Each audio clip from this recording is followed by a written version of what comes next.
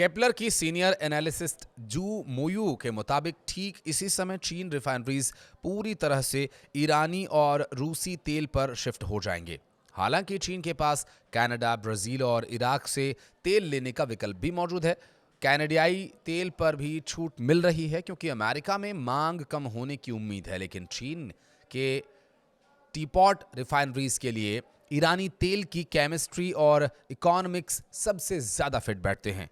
कुल मिलाकर के वॉशिंगटन ने सोचा था कि वेनेजुएला पर कब्जा करके वो सप्लाई चेन अपने हाथ में ले लेंगे, लेकिन ड्रैगन ने अपनी नई प्लानिंग से ईरान की चांदी चांदी कर दी है। और इसी बात की आशंका को ध्यान में रखते हुए लिंडसे ग्राहम ने एक टेलीविजन इंटरव्यू में कहा कि ईरान से प्रदर्शनकारियों के खिलाफ तुरंत कार्रवाई रोकने चाहिए। और ईरान के शीर्ष धार्मिक नेतृत्व को संबोधित करते हुए सीनेटर ग्राहम ने कहा कि अगर आप उन लोगों को मारते रहेंगे जो बेहतर जिंदगी की मांग कर रही हैं, तो डोनाल्ड ट्रंप आपको मार देंगे। यहां बात हो रही है इस्लामिक नेता और ईरान के सुप्रीम लीडर अयतुल्ला अली खामेनेई की। आगे उन्होंने कहा कि तेहरान के नेताओं को ट्रंप को गंभीरता से लेना चाहिए। उन्होंने ईरान के इस्लामिक शासन को चेतावनी देते हुए तर्क दिया कि प्रदर्शनकारियों के खिलाफ खतरनाक ताकत का इस्तेमाल जवाबी कार्रवाई को न्योता देगा और अमेरिका को एक्शन लेने के लिए मजबूर करेगा।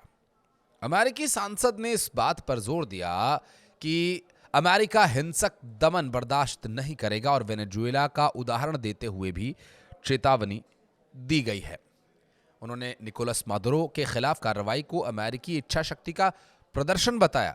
जेफरी सेक्स ने ईरान में अमेरिका से संभावित हमले पर पूछे गए एक सवाल के जवाब में कहा कि अगर अमेरिका ईरान पर सैन्य कार्रवाई करेगा तो हालात वेनेजुएला से भी ज्यादा खराब होंगे। उन्होंने कहा कि नए साल से ठीक पहले इजराइल के प्रधानमंत्री बेंजामिन नेतन्याहू ने फ्लोरिडा के मार-ए-लागो में ट्रंप से मुलाकात की थी और इस दौरान दोनों ने संकेत दिए कि अगला नंबर ईरान का हो सकता है। जेफरी सैक्स के मुताबिक इजराइल ईरान को लेकर जुनूनी है और वहां की सरकार को गिराना चाहता है। उन्होंने कहा कि अमेरिका किसी न किसी तरह से इजराइल के दबाव में काम करता दिखता है और कई बार यही युद्ध लड़ता है जो इजराइल चाहता है।